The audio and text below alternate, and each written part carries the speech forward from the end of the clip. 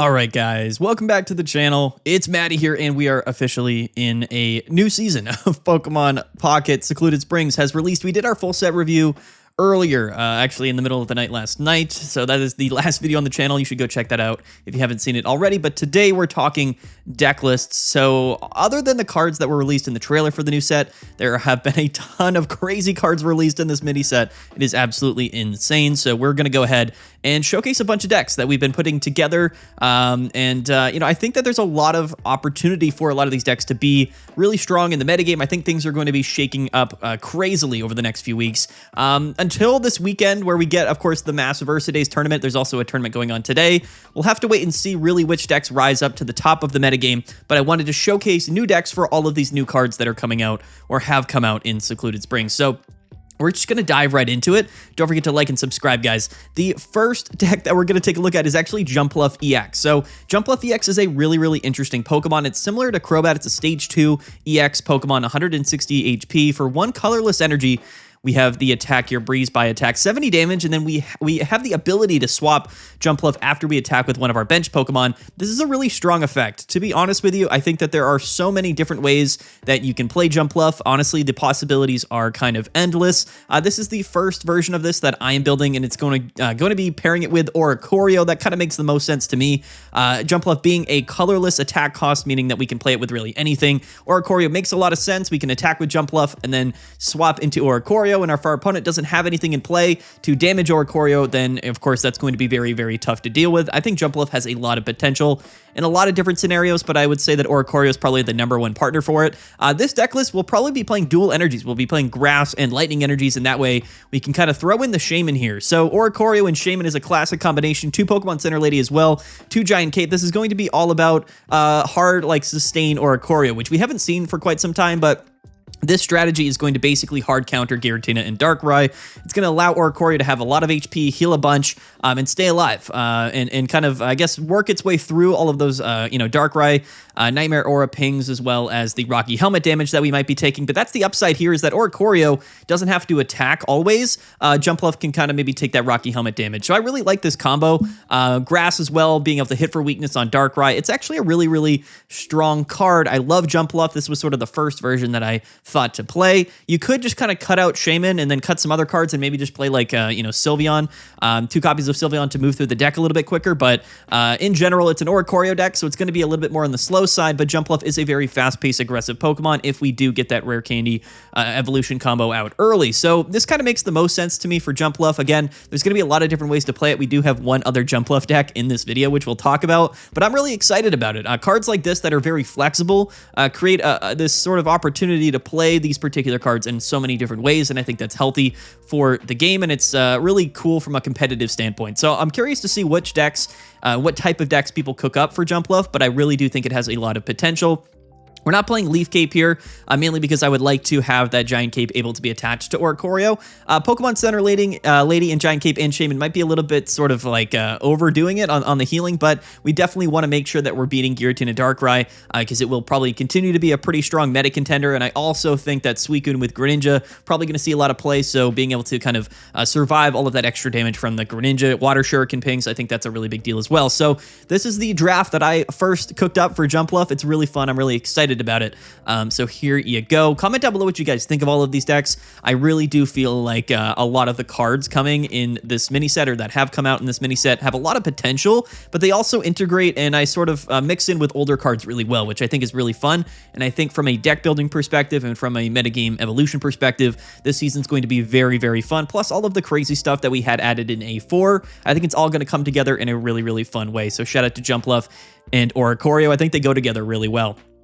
The second deck is actually going to be Galarian Cursola. So this is a really interesting card. It has the Perish body ability here. We can't really zoom in, unfortunately. Also, this image here on the screen is kind of cut off. I kind of realized that. Give me 1 second. Okay. All right, there we go.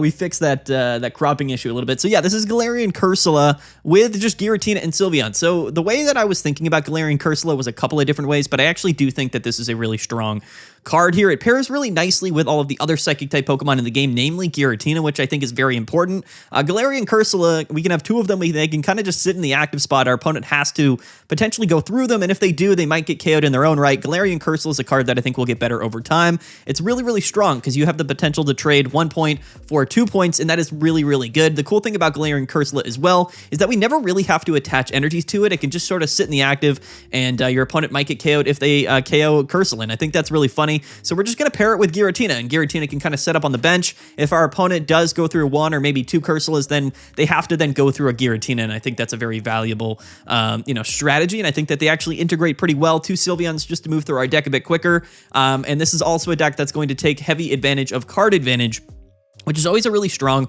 mechanic, or I guess aspect of Pokemon Pocket. So we're drawing a bunch of cards, but we also have the new Morty supporter card, and we have Silver as well. Morty is going to allow us to disrupt our opponent and adjust the top cards of their deck to basically force your opponent to brick, and that paired with Red card and Silver I think is going to be a really strong sort of control archetype. So this is like a really hard kind of control strategy for Giratina. I think Giratina is still a strong Pokemon. It actually works pretty well with Galarian Cursola. There's a couple of different ways that we can play it, but I'm actually really high on this card. Again, playing Sylveon allows us to move through our deck really quickly. More than often, we're going to draw into that Galarian Cursola, and I think that's a really big deal. We can basically commit every energy that we're ever attaching in this deck and ending all of our turns with Broken Space Bellow, just maximizing the opportunity to set up Giratina. So there are going to be those games where we can actually just attack turn 3 with Giratina, which is going to be also really strong.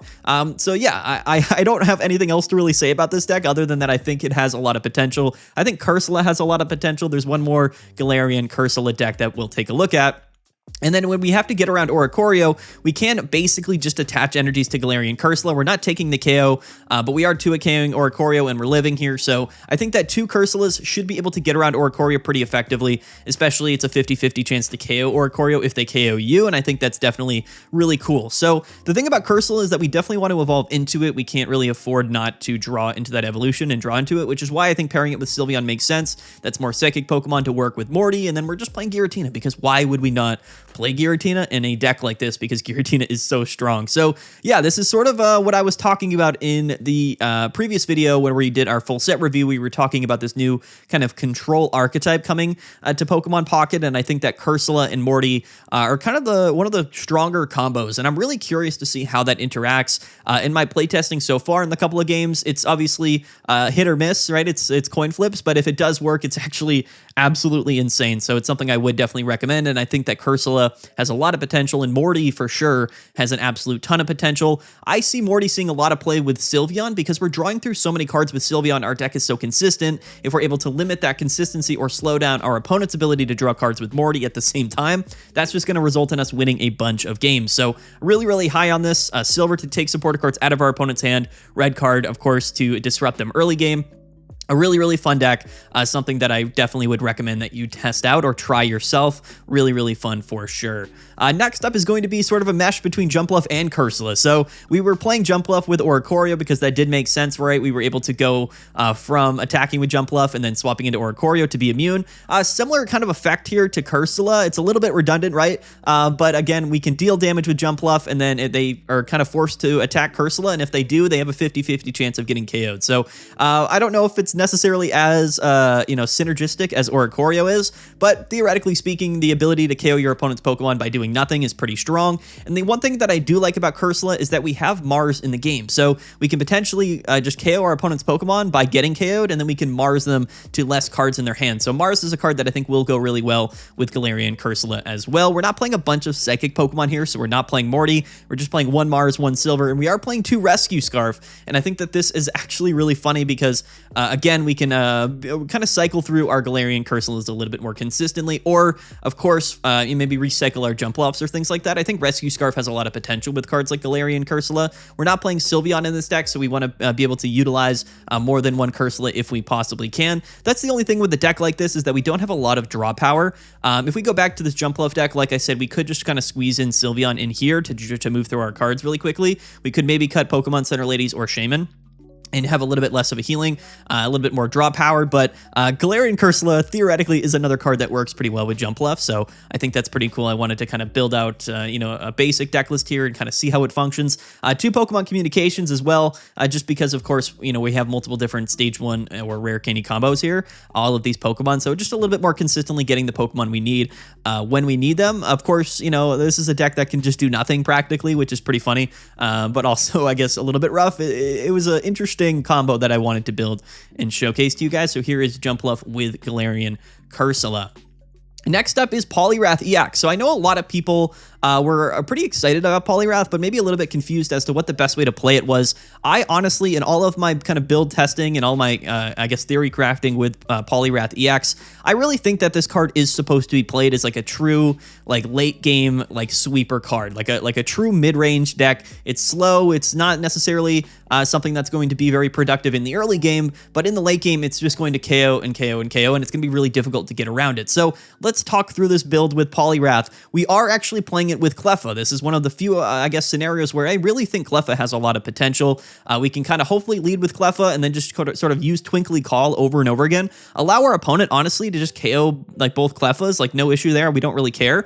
And what we're going to do basically is just sort of wait. We're just going to wait, and we're going to hopefully draw through into Poliwrath. It's 3 energies in its attack cost. Poliwrath is a really, really strong Pokemon. 180 HP, fighting type, 1 fighting, 2 colorless, Hydro Knuckle. It does 100 damage. However, if you have any water energy attached, it does 140. And then we have the Politoed here, the lordly cheering Politoed, which is going to increase the damage of Poliwrath by another 40 damage. So this combo here of having water and fighting energies on Poliwrath and being able to have Politoed on the bench at the same time allows Poliwrath to hit for that 180 damage mark, which is basically going to KO everything in the game. And that's literally the strategy, is to just sort of wait, just stall, move through our cards, attach all of our energies to Poliwrath, hopefully get it set up, and then, now we're just sort of KOing. And that's the whole idea here. We don't mind if our opponent, sweeps through our Cleffas really early, as long as we can get that Poliwrath online, which again, it's the only Pokemon we're ever attaching energies to, so we should be able to get this thing going by turn 3 or turn 4. And once we do, our opponent really won't have any answers to this. The other thing that I wanted to do with this deck was play Misty. So you might be curious as to why we're playing Misty if Poliwrath, of course, is a fighting type card. The idea of this is that we can use Misty to evolve, or not evolve, but rather, accelerate some energies to Poliwag before we evolve into Poliwrath. This does technically give us the ability to attack on turn 2 with Poliwrath, which I think, is interesting, but also, I guess, kind of worth it, because if you take a look at this deck, it doesn't really need any damage modifications. It doesn't need really anything else other than, I guess, the potential to be faster, and that's what Misty's doing here. We can also use it to attach extra energies to Politoed, which is really our only card here for the Oricorio matchup. But honestly, Politoed with 140 HP, we are playing 1 copy of Lily as well to heal Politoed. It should be able to deal with Oricorios fairly easily. So that's what we're doing there. Just 1 Politoed should cover us against Oricorio. Hopefully that's the idea. 2 Pokemon communications, 2 rare candy, 2 Cleffa, 2 Pokeball, 2 research, 2 Sabrina. So the reason we're playing 2 Sabrina in this deck is really to kind of stall that early game. If we can buy ourselves an extra turn, especially if we're going second or whatever, an early Sabrina might be able to do that. So I think 2 copies of it kind of makes sense. Also, Cyrus doesn't really make sense in the deck because Poliwrath should be 1-hit KOing anything. So Sabrina is just going to maybe force our opponent into one of those EX Pokemon that might be on their bench in the late game as well. I actually kind of like this deck. I don't know if decks like this, if these sort of slow, high payoff, late game decks are going to find their way into the metagame, but Poliwrath actually has a ton of potential as this really strong late game combo sweeper card that is going to be almost impossible to deal with if it gets set up. And I think that Cleffa actually makes a lot of sense to be paired with Poliwrath because, again, we just need to draw our Pokemon. We just need to find our Pokemon. We can attach all of our energies, take 2 or 3 turns, attach to Poliwrath, and then we're off to the races. This is a deck where probably we're playing dual energy still. I think we still play fighting and water energy. It's very likely that in 3 or 4 turns we get at least 1 fighting energy in our zone. If we don't, then that's tough, but at least Poliwrath can still attack if we don't have any water energies. So I think dual energies is still correct. It allows us to also use Politoed fairly easily. Poliwag also has Call for Family to thin through its deck even more, and I think that's pretty interesting. So this is how I've kind of built out my Politoed or Poliwrath deck. It's all about just being really, really, really strong if we get that combo off. It's similar to things like Genetic Apex Charizard or Dragonite, or even Lugia. But the upside to Poliwrath is that once it gets going, like, it doesn't have to, like, there's no downside to it. You know what I mean? It's not like we can't attack on our next turn or we discard any energies. Once Poliwrath is set up, it's going to just attack turn after turn after turn, and I find that to be very, very funny. And even if we don't have Politoed in play, it can still hit for 140, and even if we don't have Politoed and we don't have water energies, we're still hitting for 100 damage, right? With 180 HP with Lily, we're surviving quite some time. So I'm actually fairly high on Poliwrath. I don't know if the format will be kind enough to it in that sense, because it's going to be a very, very fast-paced metagame this season, but I'm actually really interested to see how Poliwrath can perform, and this is kind of the #1 way in terms of how I've, I guess, thought to build Poliwrath. Test this out. Let me know what you guys think. I actually feel like it has a lot of potential. Again, it's a little bit awkward. This is not the fighting card that I really expected us to get. This is really out of like left field, but it is what it is, and we have to build around it, and I think it does have a lot of potential. Okay.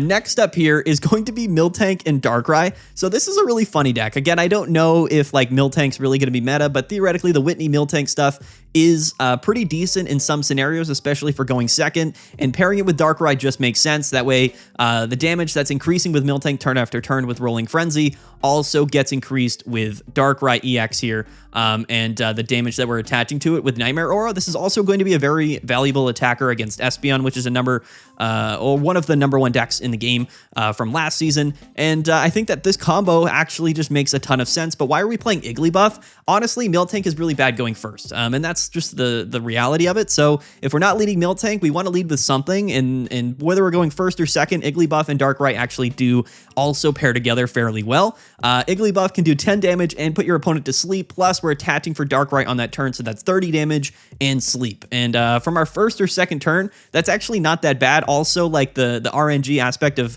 your opponent not, recovering from sleep for a couple of turns is just going to win you the game. So it's a really funny strategy here. We are playing Whitney to heal up Miltank. We're playing 2 Giant Capes, Sabrina, Cyrus, Mars, a couple copies of Silver. Again, we're just being a little bit disruptive, right? This is more of like a weird kind of control ramp deck. I don't know if this is going to be like super like metagame. I don't know if this is going to like take over or be like super strong, but as far as Miltank goes, this was kind of the #1 thing that I thought of personally. And in my testing, it's actually really funny. So here you go. I wanted to build a Miltank deck, and I think that Miltank and Darkrai actually makes the most sense. And I also wanted to showcase Igglybuff because I also feel like it has a lot of potential and also pairs really well with Darkrai. So here's a combination of them all. If we do lead with Darkrai, then, you know, that's tough, obviously, but Miltank and Igglybuff are both really strong leadoffs. Darkrai going to be hitting for weakness on a variety of different Pokemon. They all synergize a lot better than you might think they do. A really, really funny deck. So there you go, guys. There is Miltank, Igglybuff, and Darkrai. I don't really know what we're doing here, but honestly, I just wanted to put these cards all together and, try this out. Let me know what you guys think of this. Definitely kind of funny.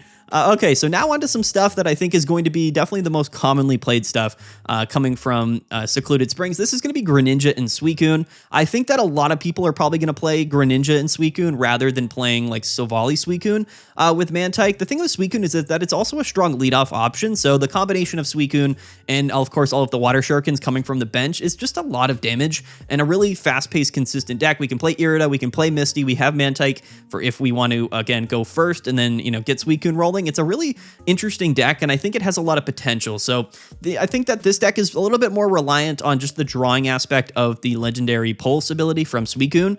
This is definitely the Pokemon we want to lead off with. If we do lead with Froakie, it kind of feels a little bit bad, and we don't really have any recovery here other than, of course, just playing 1 copy of Misty to kind of get back on that energy cycle. But I still think this deck is strong, and I think that Suicune with Misty probably just makes sense. I would actually probably try to maybe play 2 copies of Misty in here, depending, just because if we lead with Suicune on our first turn, we can Misty and then just attack. You know what I mean? So Suicune's like a lot of things at once, right? It's like a sort of a tempo attacker, but it's also a really fast-paced aggro attacker. And I think that it kind of will make sense to play Misty with Suicune just for the opportunity to potentially Crystal Waltz and deal a bunch of damage on our first turn before our opponent really has the opportunity to do anything. Reminds me of the old, Articuno Misty decks from back in the day. We're kind of there again. This is sort of the upgraded version of that, which I'm a little bit afraid of.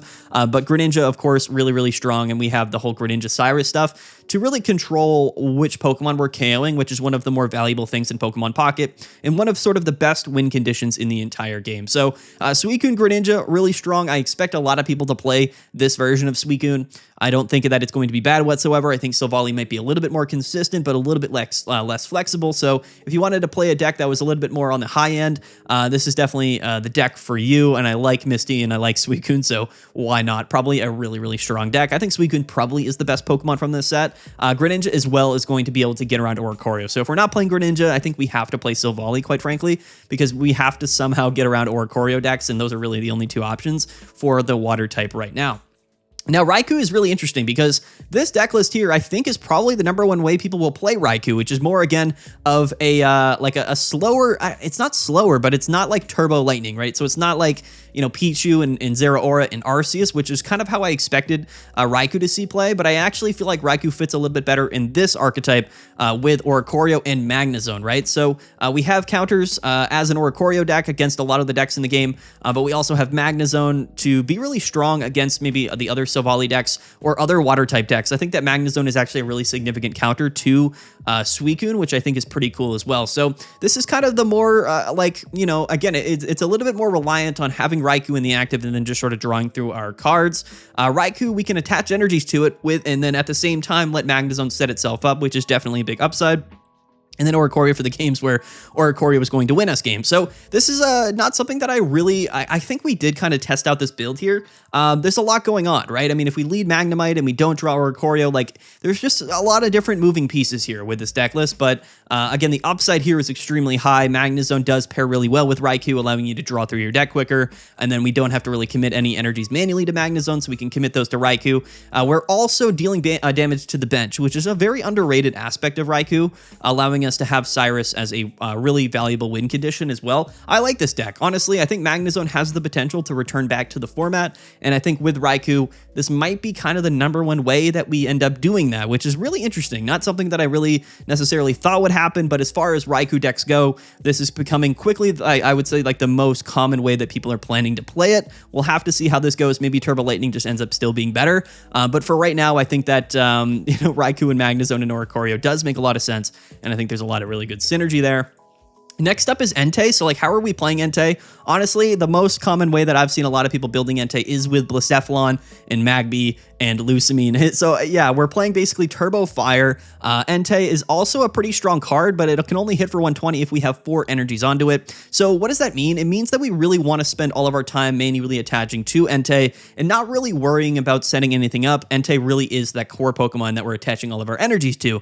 Now that, of course, limits our ability to kind of play other Pokemon with Entei. Magby does make sense, but Blacephalon kind of also makes sense to that same vein, right? I mean, if we, of course, are attaching all of our energies to Entei and then it goes down, we don't have anything else set up, but, excuse me, Lusamine and Blacephalon does make sense, right? That is sort of a combo there that allows us to kind of set up Blacephalon without ever having to attach any energies to it. A really, really smart combo here. I think that this is a really, really strong potential for Blacephalon to now enter the metagame, and I think that Entei and Magby, a really consistent deck. Again, you know, 4 out of our 6 cards are strong leadoff options. I think that's very valuable. Entei being able to attack from turn 2, ramp up potentially up to 120 damage, and then once Entei does go down, we can just sort of do 130 with Blacephalon pretty consistently. I really like this deck. I actually really love it, and I think that Entei has a lot more potential than I kind of thought it might early on. So this is sort of the #1 way that I'm kind of feeling out Entei right now, given all of the options currently in this metagame right now and in Pokemon Pocket. I like this deck. We'll see how it functions. Very similarly, honestly, to something like Turbo Flareon from back in the day, but now, or I guess from previous, the last season, but just maybe played a little bit different. I love Blacephalon, so I'm just excited for it to come back to the metagame. Comment down below, let me know what you guys think here. Shout out to Entei, shout out to Blacephalon. These are really cool cards, and cards that we haven't seen a lot. Of course, Entei is new, but Blacephalon we didn't get a chance to see previously much, and I think that they pair together really well. Fire type might have the opportunity to really come back into the metagame, but Suicune will be really common, so we have to keep that in mind. Even if this deck list is really strong, it has to contend with all of the Suicune decks, which are going to be very, very common in this new season. Lastly is going to be an updated Donphan deck. So we talked about this in yesterday's video. The Memory Light tool card now allows Donphan to use the flail attack from Phanpy, right? So we can use attacks from our previous evolutions. This also works with Rampardos and Cranidos. We didn't shuffle the deck, or we didn't organize it, so Cranidos is all the way down here. It should just be up here. But anyway, Cranidos as well. So we can attach Memory Light to Rampardos, and Rampardos can actually 1-hit KO Oricorio without taking the 50 damage recoil, which is kind of the #1 reason here to play Memory Light. Rampardos is going to be the option, or I guess the only card in our deck to counter Oricorio. So Memory Light with Cranidos and Rampardos allows us to KO Oricorio without taking the recoil damage, and that's really valuable because Rampardos has a ton of HP, and the balancing there is that it takes damage when it KOs, but of course, if we're copying the headbutt attack from Cranidos, we don't take that damage after we KO. So I think that's really valuable. The main upside here, though, is allowing Donphan to take a bunch of damage, being 160 HP, and then deal all of that damage back with Memory Light copying the flail attack from Phanpy. This is a direct buff to Donphan. Donphan right now is honestly been buffed dramatically, and I think that this is probably going to be the #1 fighting representation in the format right now. We'll have to see how good this deck is. We're playing Comms. We're playing, of course, Iono here to be a little bit more consistent. Pokeball Research wants Sabrina, one Cyrus. I really like this deck. Honestly, I think that Donphan has been buffed dramatically, and I wanted to showcase it here. Even though it's not really a new deck, it is sort of a new strategy here with Memory Light. There's a lot of applications for Memory Light. We're going to have to see exactly where people play it. But for right now, I would say that the best, or I guess the most clear understanding of where to play Memory Light is going to be with Donphan, and I'm actually really excited about that. I think this combo has a ton of potential. There you go, guys. That is, I guess, just a handful of decks that I've sort of cooked up here in the first few days. We'll have to see what really emerges as like top meta decks. As sort of the tournaments go on over the next few days, we'll cover everything. We'll keep you guys up to date. We'll showcase all of the decks. We'll continue to, build stuff and test stuff out. But, you're going to want to stay tuned because we're going to cover everything here on the channel. Really excited. This season has a lot of really strong new cards. I think things are going to be shaken up absolutely crazily, just all over the place. So many new decks, so many new strategies and interactions this season. I think it's going to be a really, really fun one. Let's get out of here, guys. Don't forget to like and subscribe. Stay tuned. We have a video coming tomorrow as well. And the next day, we're going to keep them rolling out. So, yeah, guys, hit that subscribe button. We'll see you guys later. And yeah,